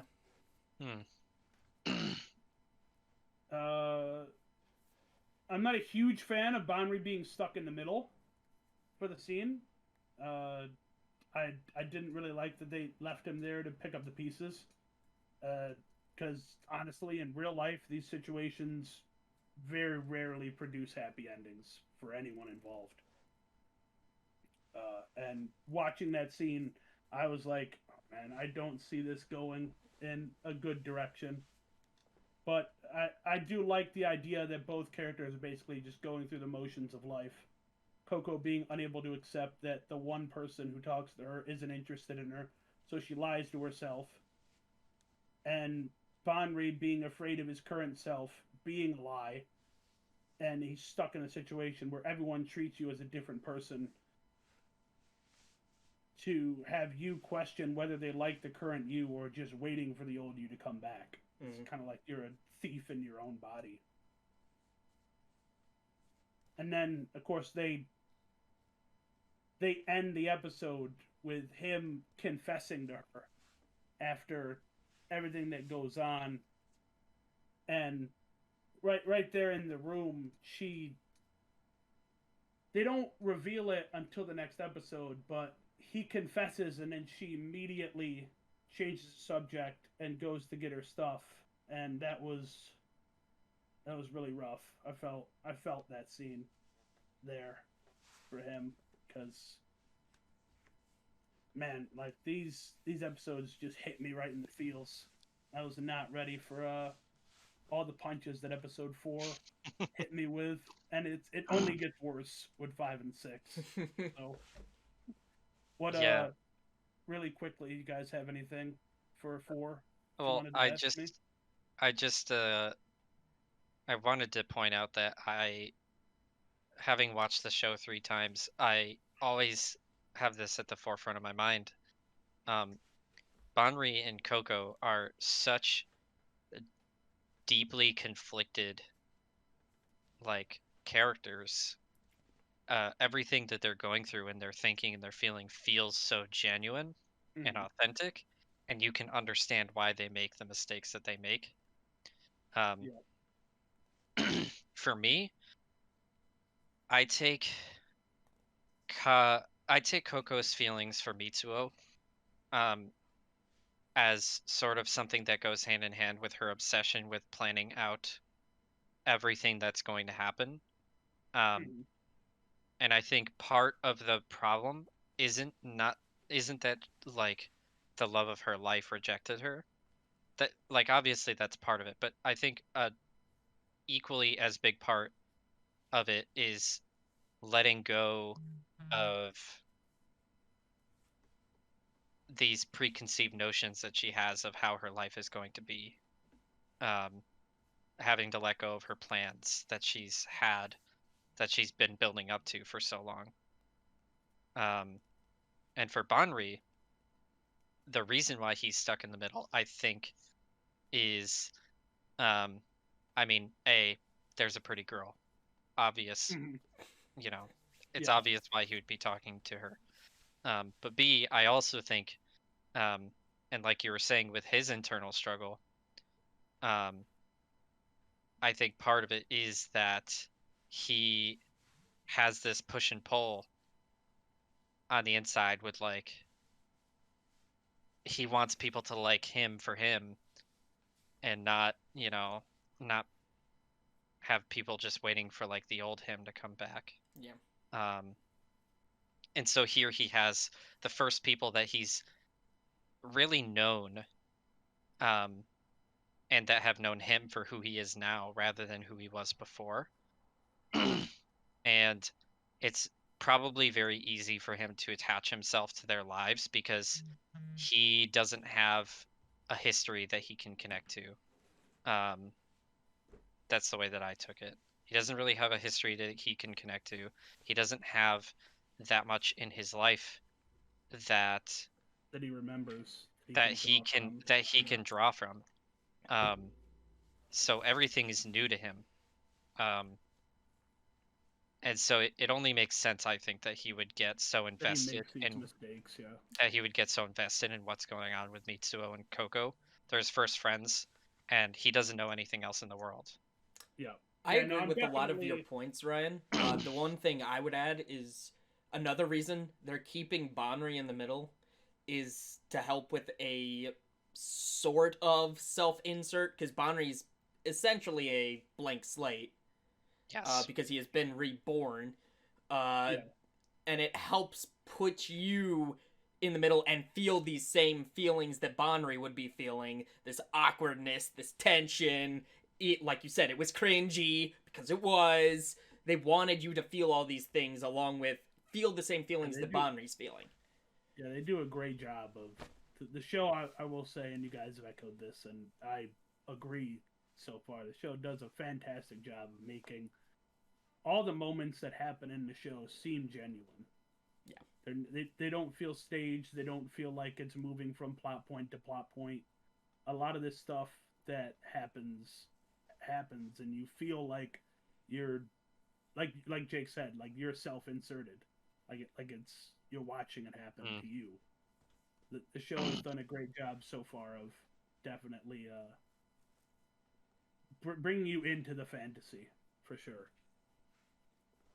And then they completely ruin it with the start of episode 5. Not really, but it is kind of jarring at the start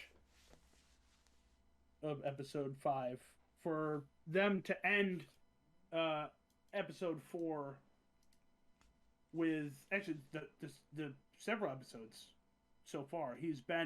Banri has been in this struggle of, who am I? Do I want to even, go back to the new me? It's not worth it. I'm just going to go forward. And then he kind of ends episode 4 by going home to his parents' house and then finding out, that was it episode 4 that he ends that off, or is that 5? Am I getting ahead of myself? I don't remember what specific episode things happen. What are you trying to say? Do you want to talk about how episode 5 ended? I don't remember. You're talking about the end of episode 4. Because is it in episode 4 at the end when he's gone back home in episode 4? Yes. Okay, so then it is. It's the very opening is. Yes. Yeah. Episode 5. That's what kind of confused me, because at the start, or at the end of episode 4, he goes back home because he says that he has time off or whatever. So he goes back home and he starts, to read and figure out his past, and then he finds the picture of Linda, and then at the start of episode 5, I found it really weird so far. His whole character has been, I'm moving forward with the new me. I guess he has been struggling with his identity. So, I mean, he could have been trying to convince himself that he's okay with his current self and that he's afraid he won't like what he finds if he remembers. You know, putting himself on a death clock is a very interesting plot point. You know, his self being mental, of course. But we apparently skipped the whole debate because we ended episode 4 with him going all the way home to discover his past out of the blue. And now the start of 5 is him breaking down on the bridge where he cried over the memories that he can't remember because now he really wants to remember what happened. So, I mean, I guess it makes sense going forward with what happens in the episode and then obviously what happens in episode 6, but it was really jarring considering who he has been in the show up till now for him to switch so suddenly to, okay, now I really want to go back and find out my past. Well, Joey, you gotta kind of think of it this way. There is going to be a struggle, I think, in anybody would have this struggle if all of a sudden you no longer have your memories. There's this struggle of, I still want to know who I was, what happened in my past, what I did, but there's also that fear of, if I start recalling all these memories, am I still me? Yeah. Yeah, so that's which is I think he describes that pretty clearly in, I don't know if it's episode 5 or 6, but it's that juxtaposition of wanting to know who you are, but being afraid of losing who you are as well. Mm-hmm. There's a lot of inner monologue that he has about worrying about losing his current self to his past self. Right. Yeah. Yeah, for sure. So, while it might be a little jarring, because yes, he wants to build himself up as this new person, there's still that creeping fear in the back of your head. I think it was just jarring because the way it's presented in the anime is we go straight from him getting basically rejected by Coco to him on the train going home. So like there's not the sort of intro into, well, you know, I have time off, so I'm going home, and well, it was just weird to have the character shift so suddenly without. Well, I think it's very natural to, when you're in a lot of pain. Like, I think there's a lot of instinct to going home.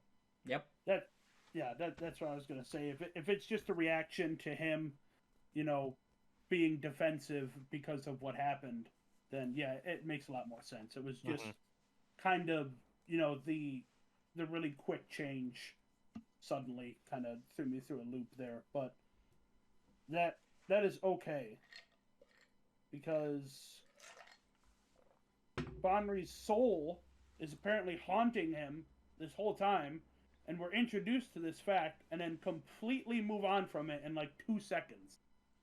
From what I mean, it's brought up at the end of the episode again, but it's I find it really funny that we're just introduced to this fact that the quote unquote real Bonri is just hovering around him this whole time, and you know he can't do anything about it. And then the episode just moves on from this completely until the end of it. And then obviously we move into him getting actually rejected by Coco, and that was rough. The gift mirror that she gave him, that was at the time I was like, that's potentially a good sign. You know, it could show that she doesn't know enough about herself to want to expose him to the craziness in her life, because it's clear that she does value his relationship, because it is one of the only other ones that she's formed aside from Mitsuo. But she's not ready yet to she's not ready to let go of Mitsuo, or she's not ready to dive into a new relationship, because like Ryan said, she hasn't planned it out.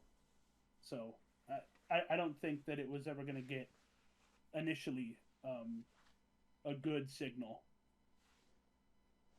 with that. And then I'm sure she doesn't mean in that same regard when they go back to dealing with the club, and she brings up that she rejected him. I I'm sure she didn't mean it to be insulting to Bonri, but she should definitely learn to face her feelings head on and not trample all over his feelings just to try and make Mitsuo jealous. Uh, it it was really awkward for her to do that, but then again, that was really um, jarring. And then in Not a great episode, look for Coco. yeah, not not a great look at all. She kind of doesn't look good in this episode, for the entirety of it, pretty much. I don't know what you were talking about. She looks just fun to me. uh, Anyways, the thirst factory. yeah, it's No, I'm just kidding. Linda's definitely looks superior. it's even worse that at the club she is seemingly, because initially I thought that she was thinking about going out with him, and then initially it's not that, and she's just completely replacing the bond that she had with Mitsuo with the friendship that she has with Banri, and she's not introspecting at all, and she's just trying to plow through without taking the time to heal from the rejection, and she's not looking at Banri's feelings or Mitsuo's feelings, and this ends up blowing up on her really big. And that scene was rough.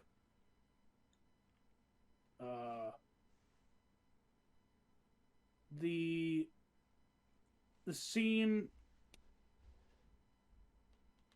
where Banri kind of just rejects her outright, I didn't see coming, at least this quickly. I thought he was going to stay, you know, kind of like sympathetical to her for a lot longer. I didn't expect him to kind of stand up for himself so quickly. And when he does, and he shuts her down hard, it was jarring. And I went from kind of hating her for a lot of the episode, being like, you're being really a dick to Banri. That was upsetting. And then he, rightfully so, shuts her down. And then I was like, oh man, that's rough. And then I looked at, I remembered, because they bring it back up at the end of the episode, that Banri's, his other self is still floating around. And they explore this more in episode 6, because we paid more attention to Linda in the next episode, which, holy crap. But I never thought that I would feel bad for a ghost, because he has all of Banri's memories, because he is Banri, and he has to not only live with what happened to him and not getting the answer he wanted from Linda, because he's essentially dead, to then reliving essentially what happened with him and Linda with Banri and Coco, and then not getting the happy ending there either. So poor Banri's ghost is just getting tormented this whole show so far. And I feel really bad for him, as well as Banri, and Coco just not being able to pull herself together here and make the right decisions.